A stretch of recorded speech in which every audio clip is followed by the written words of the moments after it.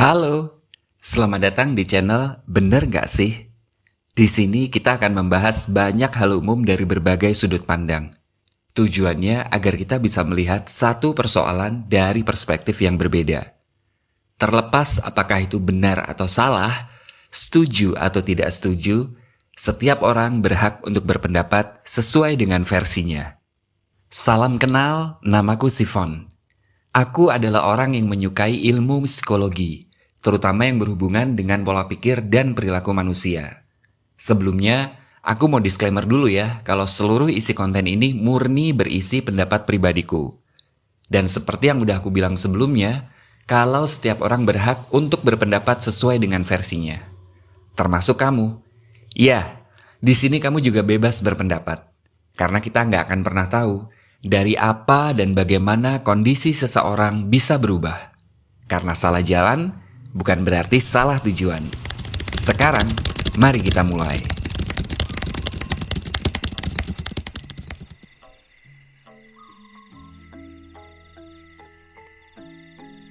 Halo friend, gimana kabarnya hari ini? Sehat semuanya ya? Sehat badan, sehat pikiran, sehat mental juga. Loh, kok gitu sih? Ya iya dong, sehat fisiknya tapi pikiran sumpek ya nggak enak. Pikirannya fresh tapi fisik nih lagi kurang asupan dana juga rasanya gimana gitu ya. Fisik oke, pikirannya fresh tapi mental lagi dihujat habis-habisan juga. Waduh, amburadul kan? Karena realitanya kan ada ya orang-orang yang pura-pura bahagia. Padahal sebenarnya dia sedang menyimpan kesedihan yang sebegitu hebatnya. Sebaliknya juga, ada orang yang menjual kesedihan, padahal hidupnya itu ya baik-baik aja, cuma buat narik simpatik doang gitu. Lagian ibarat kata dalam bahasa Jawa nih, ada kalimat yang bunyinya itu begini. Jerune segoro iso dijajaki. Atine menungso, sopo sing ngerti. Kalau dibahasain ke bahasa Indonesia, artinya kurang lebih kayak gini. Dalamnya lautan itu bisa diukur, tapi isi hati seseorang, siapa yang tahu? Bener gak sih? Ya, walaupun agak kurang relate, tapi maknanya kurang lebih sama lah. Intinya, hampir kebanyakan orang itu menggunakan topeng. Makanya terus ada kan istilah bermuka dua.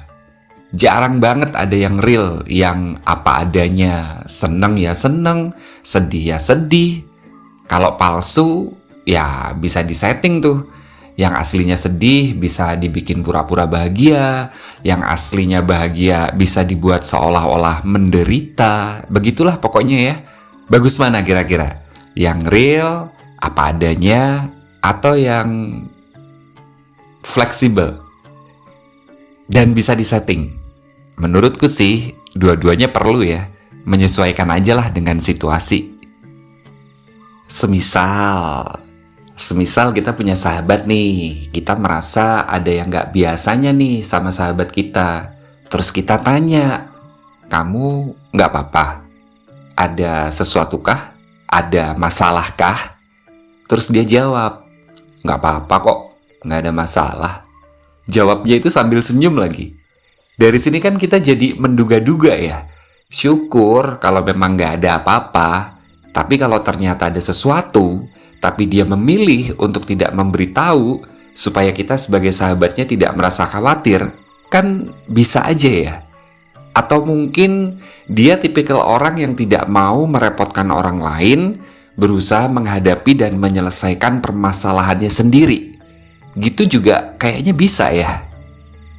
Memang ada sih beberapa orang yang dikaruniai bakat intuisi yang tajam, atau kalau enggak mampu mendeteksi dan membaca situasi dari gerak-gerik bahasa tubuh. Jadi bisa tahu nih seseorang itu jujur apa enggak. Karena menurut penelitian ini katanya loh ya, ekspresi itu tidak bisa dimanipulasi. Tapi disadari atau tidak, secara refleks, secara naluri, kita kan jadi kepo gitu ya. Pengen tahu kebenarannya gitu loh maksudku. Dan itu juga salah satu karakteristik dasar manusia kan. punya rasa ingin tahu. Bener gak sih? Lagi pula, kalau ngomong soal karakter, dari yang aku tahu nih, nanti tolong dikoreksi ya kalau salah. Dari beberapa pengujian para ahli psikologi, ternyata karakter seseorang itu berhubungan dengan level kesadaran loh. Kita coba bahas ya. Kalau dari pembahasan umum, secara awam, ala obrolan warung kopi gitulah, level kesadaran manusia itu kan ada di, trilogi itu ya. Body, mind, and soul. Tubuh fisik, pikiran atau mindset, dan jiwa atau perasaan. Pernah dengar gak sih istilah-istilah kayak gitu? Di awal tadi sempat aku senggol dikit, tapi di sini coba aku pakai contoh yang lebih konkret ya, di mana ada orang yang kondisinya itu badannya sehat, tapi psikis atau jiwanya tidak senormal manusia pada umumnya. Bisa jadi karena efek trauma atau gangguan seperti misalnya sering berhalusinasi. Waras sih, diajak bicara gitu dikit-dikit masih bisa. Cuma ya gitu, sering ngelamun, kadang-kadang suka ngomong sendiri, kadang-kadang ketakutan sendiri, gitu-gitulah pokoknya. Terus ada juga yang fisik badannya sehat, tapi akal, pikiran, dan kejiwaannya, maaf ya, tidak seperti orang normal. Biasanya disebutnya apa sih? ODGJ ya? Ya begitulah pokoknya. Kalau akal, pikiran, sama kejiwaan normal, tapi fisiknya lagi meriang, itu sih kayaknya kita sering ngalamin ya, friend. Maksudku gini loh, maaf nih, bukan menyepelekan sesuatu ya. Kalau yang sakit itu fisiknya, kayak batuk lah, pilek, pusing, masuk angin, yang kayak gitu-gitu, kan hampir-hampir tidak perlu penanganan khusus ya. Maksudnya jalan ke apotek nyari obat sendiri aja masih bisa gitu loh. Tapi kalau yang sakit akal atau pikirannya, atau yang sakit itu kejiwaannya, gimana tuh? Kan perlu penanganan khusus ya. Apalagi akhir-akhir ini kan sering bermunculan istilah mental health issue. Dan kabarnya fenomena ini tuh sedang banyak menyerang kaum milenial dan Gen Z. Kalian merasa khawatir gak sih? Jadi bagusnya gimana? Ya semuanya harus sehat, semuanya harus terawat, semuanya harus terjaga. Lalu hubungannya dengan kesadaran apa? Gini, aduh gimana ya? Supaya badan tetap sehat, kita sadar kan harus melakukan apa? Makan makanan bernutrisi, istirahat yang cukup, sering berolahraga, easy lah pokoknya. Kayaknya hal-hal yang kayak gitu tuh udah jadi aktivitas kita sehari-hari kan?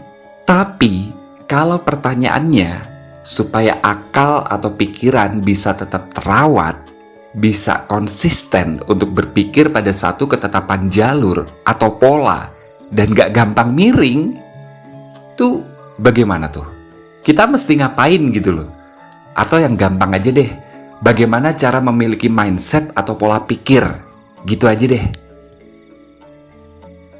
Oke, kalian mungkin bisa bilang ikut seminar, ikut kelas motivasi, banyak membaca, banyak belajar. Pertanyaanku sederhana, emang bisa nerapinnya? Karena sorry to say ya, kalau sekedar teori gampang, prakteknya gimana bos? Itu baru pertanyaan soal bagaimana membentuk akal dan pikiran yang dalam perspektifku masih ada sisi-sisi ilmiahnya lah. Karena kan berhubungan dengan otak manusia, masih ada prototipe fisiknya gitu loh.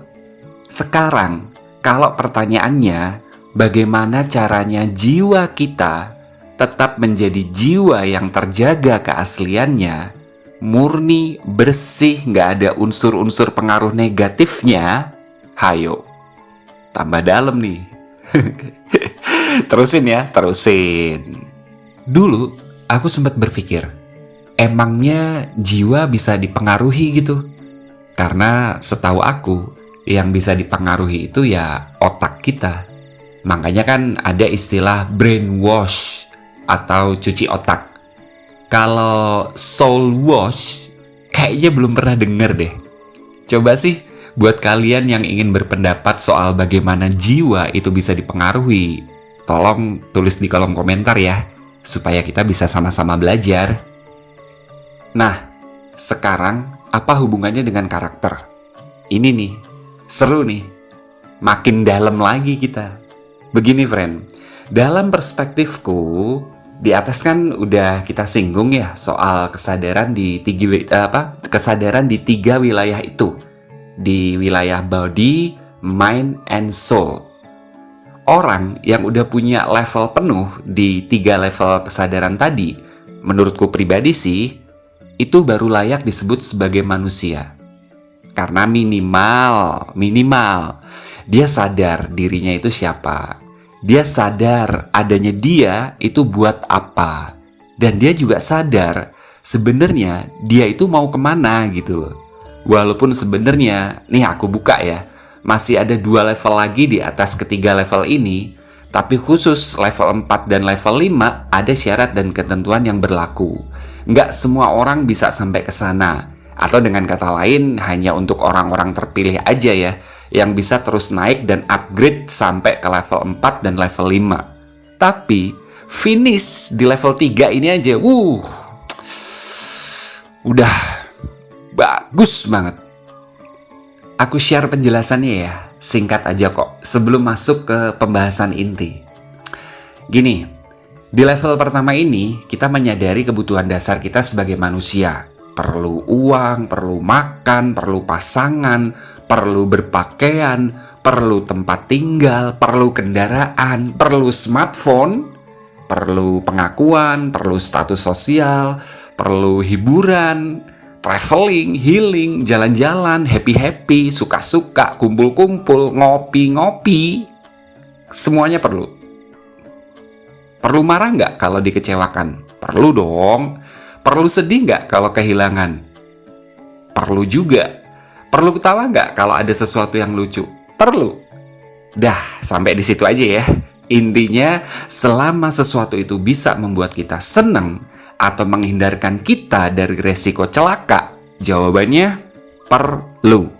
Artinya, kalau selama ini yang kita urusin cuma perut kita, badan kita, muka, kuku, otot, pokoknya yang kaitannya dengan fisik lah, termasuk harta dan segala faktor pendukung di luar kita, termasuk pasangan dan status pekerjaan, itu level pertama friend. Level bawah, kesadaran paling dasar. Kan ada ya, orang yang kesadarannya itu cuma duit aja. Kerja aja. Aku aja. Kalau aku nggak kerja, gimana bisa dapat duit? Gitu loh. Bener nggak sih? Sekarang naik 1 level di atasnya. By the way, ketika naik level itu bukan berarti menghilangkan level sebelumnya ya. Kebutuhannya tetap ada. Cuma yang berubah skala prioritasnya. Kalau di level dasar tadi, semua kebutuhan itu hanya untuk kita. Hanya untuk diri sendiri. Orang lain mah bodo amat gitu ya. Kan punya hidup masing-masing. Ya urus diri sendirilah masing-masing gitu loh. Paham ya maksudku ya? Egonya tuh bulet gitu loh, utuh. Semuanya masuk ke dalam diri sendiri. Di sini, kebanyakan manusia akan merasa sombong, arogan, dan egonya, sudah jelas ya. Pasti nih, yang namanya sombong, arogan, dan egois itu kan termasuk, karakter ya. Bener gak sih? Nah, di level kedua, kita udah mulai bisa dan terbiasa berpikir nih. Namanya juga kesadaran berpikir. Maksudku, yang pertama tadi kan ranahnya body atau fisik. Sedangkan level 2 kan udah masuk ke ranah mind, ranah pikiran. Artinya di sini, kita memang harus lebih banyak diskusi sama otak dan penalaran kita. Hasil atau outputnya nanti jadi keputusan kita. bagaimana cara kita menentukan sebuah keputusan. Ada proses berpikir nih di dalam otak. Itulah yang disebut sebagai pola pikir atau mindset. Sering kan dengar istilah-istilah seperti itu? Disinilah letak intelektualitas kita sebagai manusia dalam menganalisa sesuatu atau banyak hal yang berhubungan dengan fenomena, logika, dan realita. Di sini ini, maksudku masih di level kedua ini ya, kita mulai menyadari nih kalau ternyata kita nggak sendiri loh. Ada orang lain, ada makhluk hidup lain, dan alam semesta pada umumnya.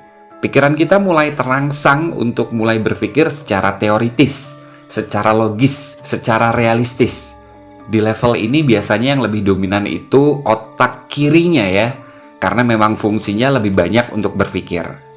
Kebanyakan orang yang kuat atau dominan sisi otak kirinya ini cenderung menggunakan rumus sebab dan akibat untuk menyikapi sesuatu. Apapun itu. Kenapa begini? Karena begitu.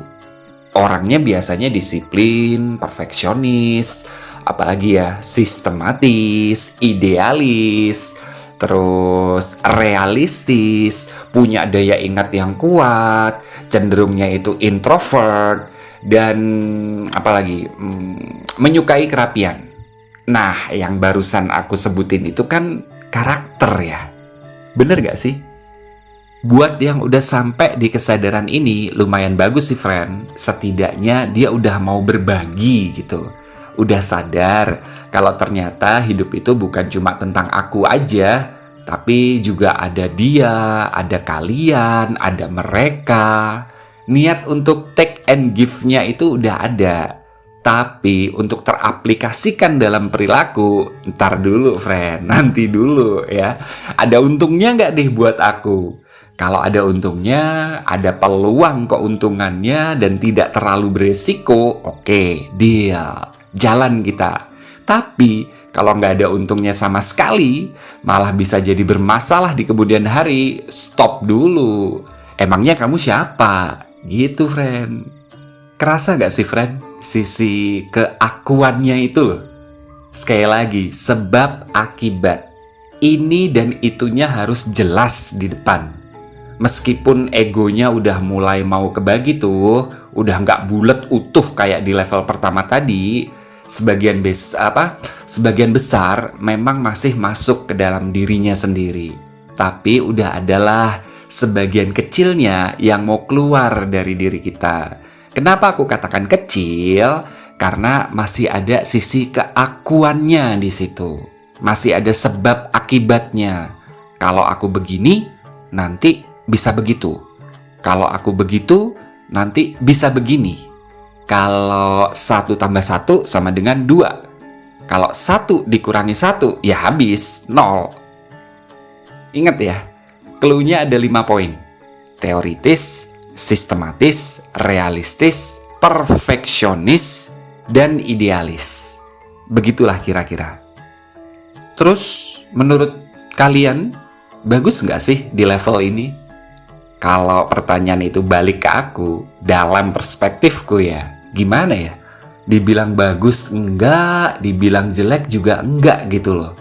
Kalau selama ini kita mengetahui kalau manusia itu makhluk sosial, percaya nggak kalau ternyata ada sisi lain dari manusia yang bisa dikatakan kalau manusia itu juga makhluk individual.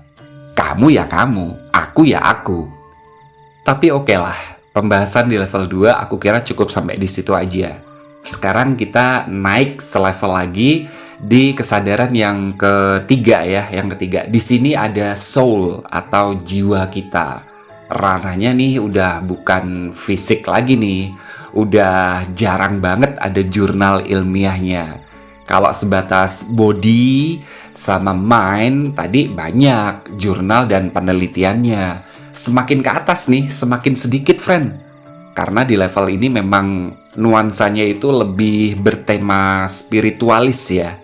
Kalaupun ada jurnal ilmiahnya, yang dibahas itu kalaupun ada jurnal ilmiahnya maksudku, yang dibahas itu skalanya udah vibrasi, udah energi gitu. pancaran aura, gelombang, ya kayak gitu-gitulah pokoknya.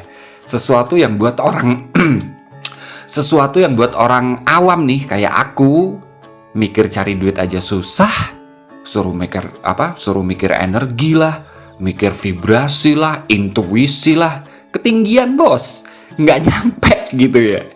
Pernah nggak sih kalian ketemu sama orang-orang yang kayak gitu?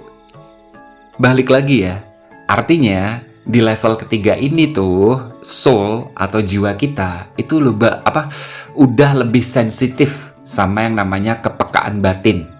Karena kelak dari situlah akan muncul hal-hal seperti ilham, inspirasi, intuisi, hikmah, hidayah, dan lain sebagainya. Di level ini nih, maksudku di level yang ketiga ini nih, kepekaan batin kita itu seakan-akan diasah sama hal-hal abstrak non-fisik yang berhubungan dengan tema-tema spiritual seperti yang udah aku bilang tadi. Ada yang menyebutnya dengan kekuatan semesta, ada yang menyebutnya kesadaran batin, spiritual awakening, macem-macem lah istilahnya ya. Biasanya ini berhubungan dengan apa yang kita yakini, dengan belief system kita. Bahasa gampangnya itu sistem keyakinan kita deh pokoknya. Dan seperti yang udah aku bilang, ini sulit, bahkan hampir mustahil dikaji secara ilmiah.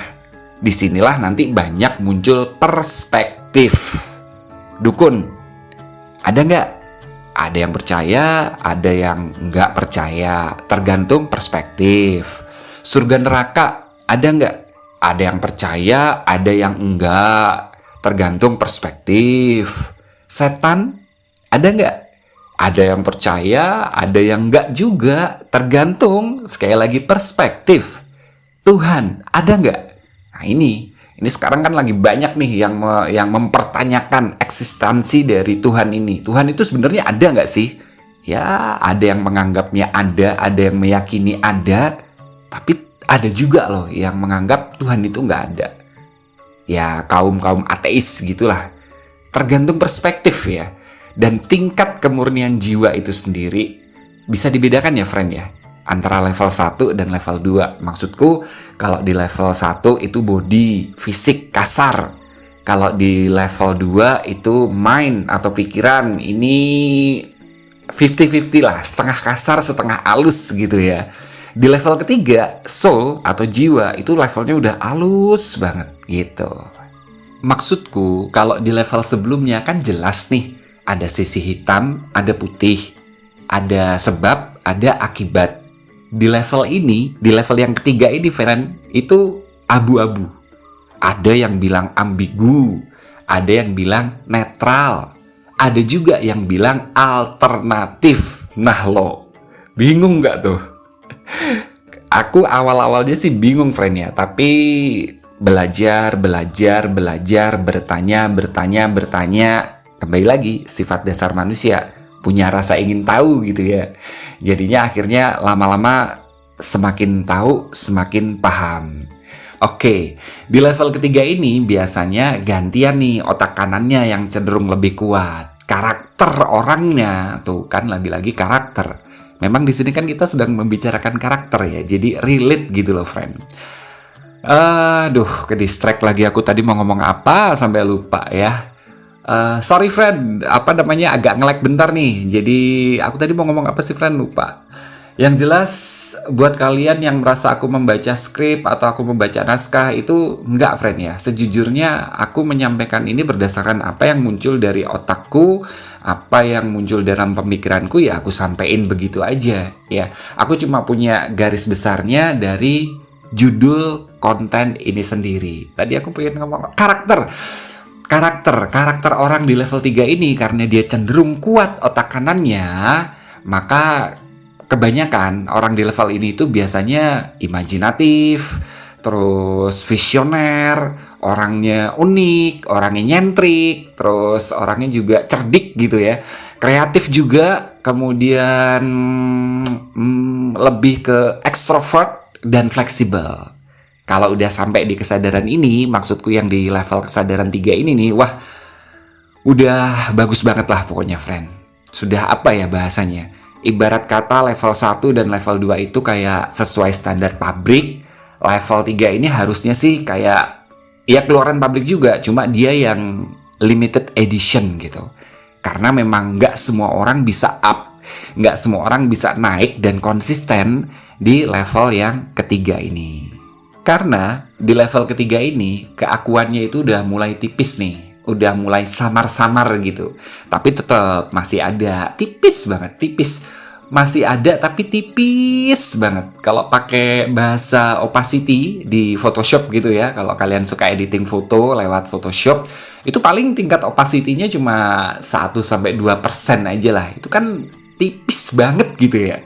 Meskipun kelihatannya udah semakin bagus, tapi sebenarnya di level ini tuh punya tantangan yang nggak main-main loh. Soalnya musuhnya itu udah semakin jelas gitu, friend. Biang keroknya itu udah mulai kelihatan nih. Kalau di level 1 atau di level 2, musuhnya kan masih pakai mode transparan gitu. Samar-samar gitu ya. Hampir nggak kelihatan. Ada sih, cuma kayak kita itu kurang menyadari keeksistensiannya dia gitu loh. Paham nggak sih maksudku? Kenapa aku bilang di level 3 ini keakuannya udah mulai tipis? Contohnya, pakai analogi aja ya, biar gampang. Aku nih ya. Aku aja pokoknya buat contoh, biar kelihatan jeleknya nggak apa-apa. Semisal aku nih, gimana ya? Gini. Semisal aku dalam hal ini tuh jadi orang kaya, hartaku tuh banyak.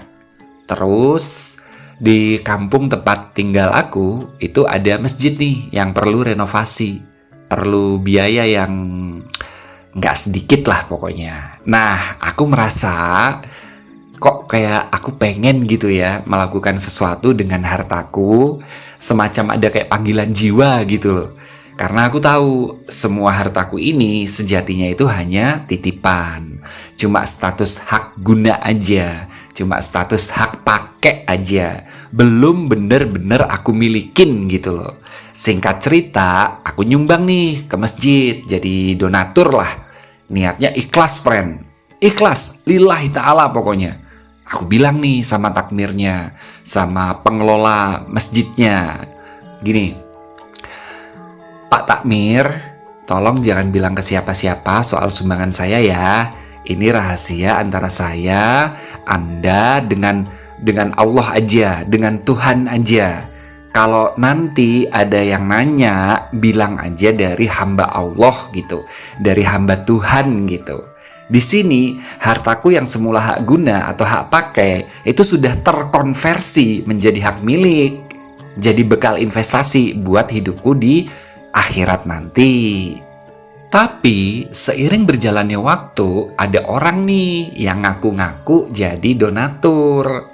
Terus akhirnya dia banyak dapat pujian, banyak dapat simpatik nih dari orang-orang yang ada di kampung tempat tinggal aku. Jadi disanjung-sanjung, jadi punya nama. Sementara aku nih yang donatur sebenarnya, yang berusaha untuk diam, berusaha untuk ikhlas, malah dianggap tidak aktif. No respon, bahkan sampai dicemooh, dicela, disindir, dan begitulah pokoknya ya. Kelihatannya orang kaya tapi pelit, gak mau nyumbang, gitulah friend pokoknya penilaian orang-orang yang gak tahu cerita sebenarnya. Sampai akhirnya pada suatu titik karena risih dan terusik ya, disadari atau tidak bisa jadi aku berbicara nih dalam hati, gini. Mereka semuanya nggak tahu siapa sebenarnya. Siapa yang memberikan donasi paling besar kalau bukan aku. Dan kalau bukan aku yang nyumbang, apa bisa masjid itu melakukan renovasi? Kerasa nggak, friend? Keakuannya tipis banget. Nggak ada orang yang tahu kan? Nggak ada. Namanya juga bahasa dalam hati. Tapi Tuhan tahu, friend. Hati-hati. Kalau udah sampai di level ini, udah sampai nih di level ketiga ini nih, godaannya tuh nggak main-main soalnya. Serius. Tapi manusiawi kan? Kalau kita bisa merasa risih, merasa terusik, merasa terganggu. Meskipun begitu, aku lahir batin nih friend, mendorong kalian semuanya untuk bisa terus upgrade, bisa terus naik level. Jangan takut pokoknya.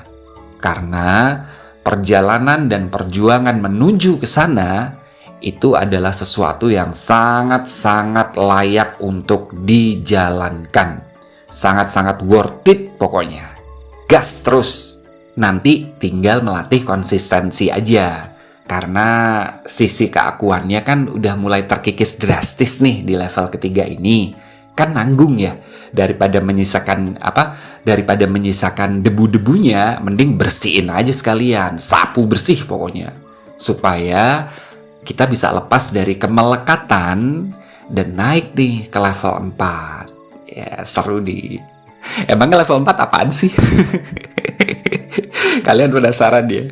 Oke deh, aku kasih tahu ya. Level 4 itu jreng-jreng. Enggak.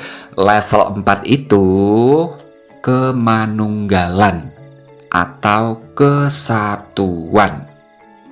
Kalau di level 5, puncaknya nih namanya ketiadaan, kekosongan.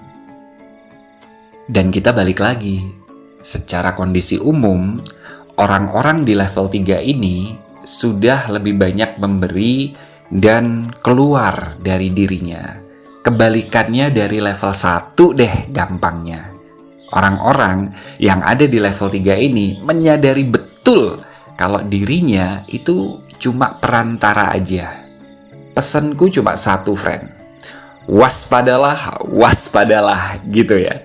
Karena musuhnya semakin jelas gitu loh. Semakin kelihatan soalnya. Sampai sini udah paham ya, friend ya? Maksudku, nanti aku bahas lagi deh di pembahasan inti ya. Karena ini bakalan relate kok dengan judul konten ini. Terus, bagaimana dengan level 4 sama level 5-nya? Yang jelas, ingat kata pepatah aja deh. Semakin tinggi pohon itu naik ke atas, semakin kenceng juga anginnya. Bener gak sih? Tapi kita gak akan membahas itu di sini. Tinggi banget soalnya. Next time deh ya.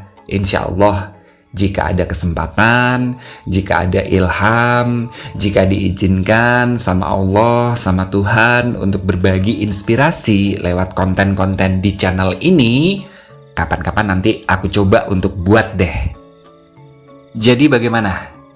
Bener gak sih? Setan itu musuhnya manusia. Waduh. Aduh. Ini tuh pembahasan yang sebenarnya ada di kategori pembahasan yang berat sih. Makanya di awal aku bawa kalian muter-muter dulu. Bukan karena basa-basi, bukan ya. Cuma kronologis sebab akibatnya tuh harus jelas gitu loh. Makanya tadi aku banyak belibet, banyak agak-agak mau ngomong sesuatu itu tuh kayak nggak plong gitu loh, kayak nggak dar kayak biasa-biasa aja gitu loh. Karena ya gimana ya, membuat konten seperti ini tuh resikonya besar loh, friend. Maksudnya aku punya rasa khawatir aja kalau kalian yang sedang menyimak konten ini itu jadi salah tafsir gitu loh. Kan secara nggak langsung aku jadi bagian dari sesuatu yang berpotensi untuk bisa menjerumuskan kalian ya. Tapi mudah-mudahan enggak lah. Semoga Allah, semoga Tuhan senantiasa melindungi kita ya, friend ya. Amin. Untuk itu, guna melindungi... beribet lagi kan? Untuk itu, friend, pelan-pelan ambil nafas dulu ya, sambil pejamkan mata. Aku yang memejamkan mata ya. Untuk itu, guna melindungi niat kita agar tidak menyimpang, yuk friend, kita berdoa dulu yuk. Minta kepada Yang Maha Kuasa supaya apa yang kita dapat dari sini jadi sesuatu yang banyak memberikan manfaat, bukan mudarat. Siap? Berdoa. Mulai.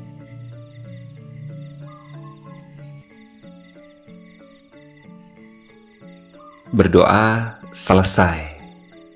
Alhamdulillah. Thank you ya friend udah ikut doa bareng sama aku. Sebelum kelupaan, aku ingin memastikan sekaligus mau disclaimer ulang kalau konten ini sebaiknya jangan ditelan mentah-mentah ya. Gunakan rasionalitas kita dalam berpikir. Kalau ada yang baik dan cocok, pakai untuk diri kita sendiri supaya bisa menginspirasi orang lain. Kalau ada yang kurang baik atau kurang cocok, kasih tahu aku friend. Kasih tahu aku supaya aku bisa koreksi, supaya aku bisa evaluasi. Jangan pernah digunakan untuk menilai, apalagi menghakimi orang lain. Sekali lagi aku ulang ya, jangan pernah digunakan untuk menilai, apalagi untuk menghakimi orang lain. Deal ya, sepakat nih kita nih, oke? Buatku, apakah setan itu adalah musuh yang nyata buat manusia?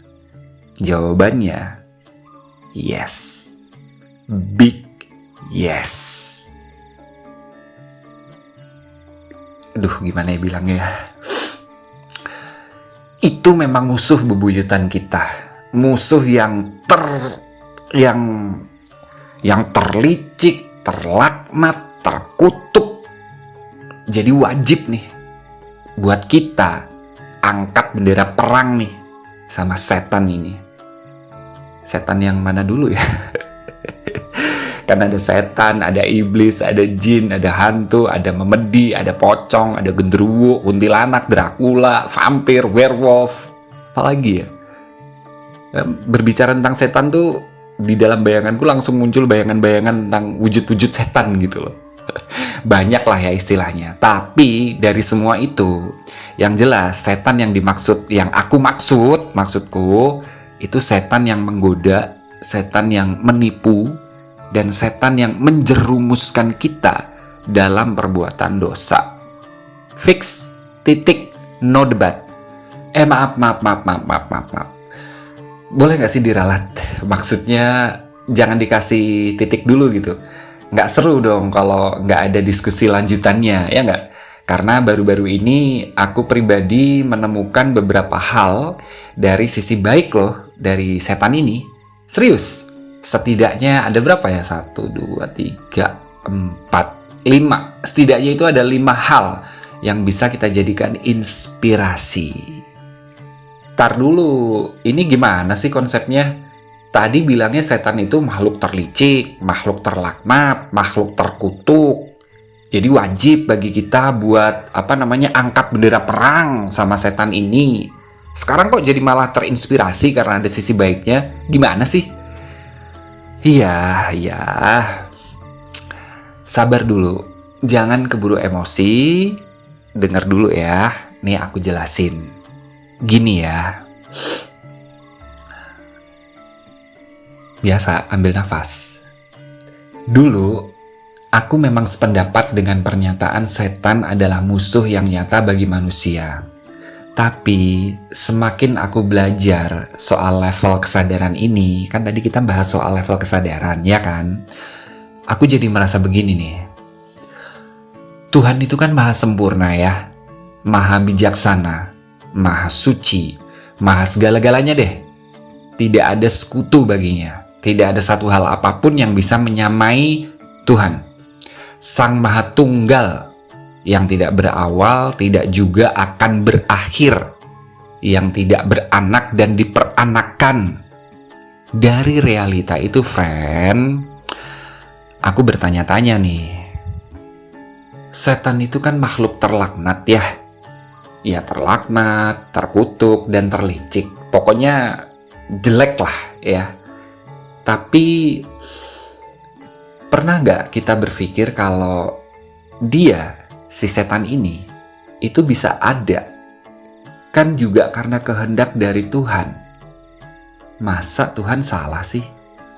Masa Tuhan menciptakan sesuatu yang jelek sih? Masa Tuhan, mohon maaf ya, maaf banget. Ibarat bahasa kasarnya itu kayak Kayak kurang kerjaan gitu.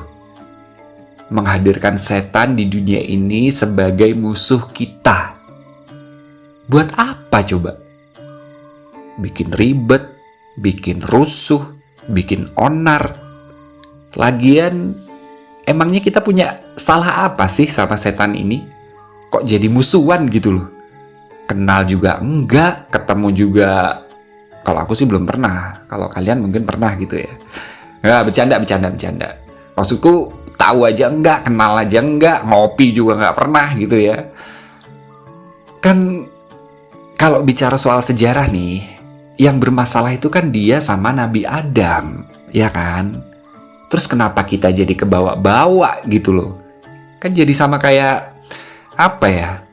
Kita nggak makan nangkanya, tapi ikut kena getahnya. Adil nggak sih?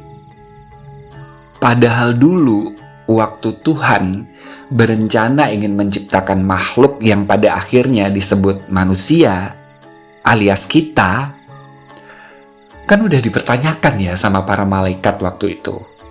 Dalam kisahnya, mereka nih, para malaikat, kan sempat mengkonfrontasi apa yang mau dilakukan Tuhan saat itu. Kalau nggak salah itu begini nih.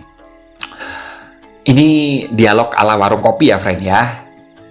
Tuhan, mengapa engkau ingin menciptakan makhluk yang kelak akan membuat kerusakan dan keonaran di muka bumi? Bukankah kami nih, para malaikat gitu maksudnya, kami ini udah senantiasa bertasbih kepadamu. Terus Tuhan jawab apa? Tahu kan jawabannya apa? Aku yang lebih tahu apa yang tidak kamu ketahui. Masa sih Tuhan egois?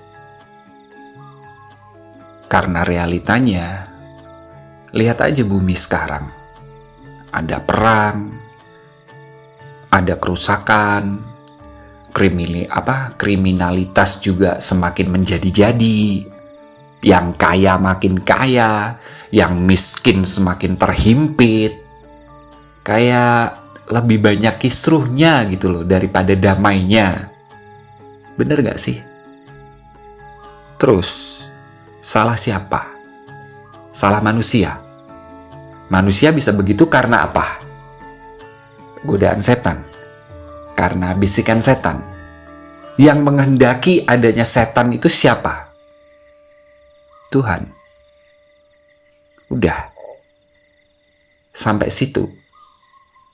Apa masih mau ditanyain lagi? Terus Tuhan punya maksud apa kok bisa mengizinkan hal-hal kayak gitu berlaku di muka bumi ini?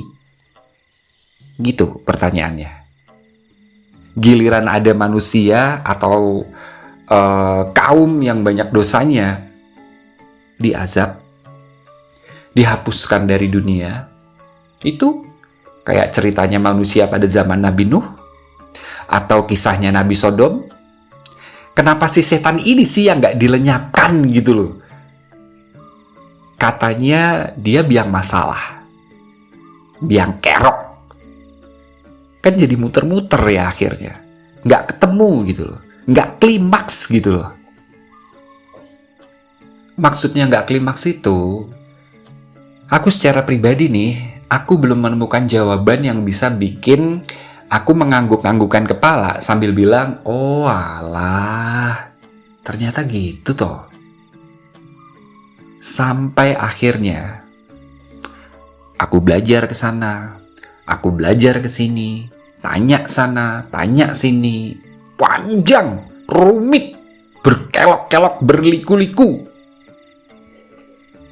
Akhirnya, jadi satu buah pemikiran yang aku tuangkan, aku susun dalam sebuah buku. Judul bukunya aja kontroversial. Learn from the Devil. Belajar dari iblis. Gila gak tuh? Tapi, apalah arti judul buku? Yang penting kan isinya. Bener gak sih? Berita baiknya, buku itu sekarang sudah aku publish ke platform baca online. Linknya juga udah aku taruh di link deskripsi ya. Jadi buat kalian yang pengen tahu isi bukunya seperti apa, nanti tinggal klik aja deh di link di link deskripsi ya. Learn from the Devil ini adalah buku tentang perspektif yang banyak membahas sisi lain tentang agama, tentang spiritualisme, tentang nalar berpikir dari berbagai fenomena yang ada. Isi dalam buku itu berpotensi merangsang kecerdasan dalam menganalisa sebuah realita. Sesuai dengan gayaku lah, friend. Buku itu aku tulis dengan narasi kiasan yang blak-blakan, yang apa adanya, dengan nuansa-nuansa humor, namun penuh makna yang dalam tentang Tuhan, tentang manusia, tentang iblis, tentang alam semesta.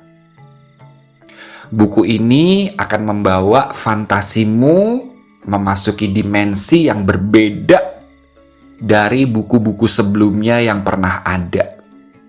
Akhir kata, ingat, kalau salah jalan bukan berarti salah tujuan.